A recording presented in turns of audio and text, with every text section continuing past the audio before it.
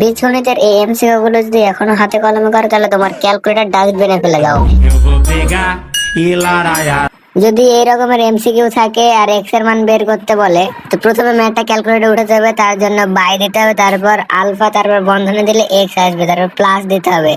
আর সমান দেওয়ার জন্য হচ্ছে আলফা, তারপর ক্যালসি যদি দাও তাহলে কিন্তু সমানটা চলে আসবে, আলফা ক্যালসি, তাহলে সমানটা আসবে, তারপর আবার x/3 - 2 এটা উঠানো লাগবে।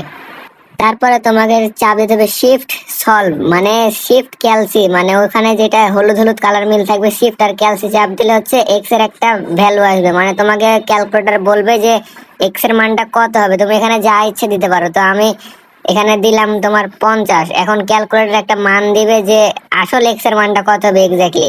এক্স এর মান দিয়েছে 60, অর্থাৎ খ নাম্বারটা উত্তর 60 উত্তর হবে।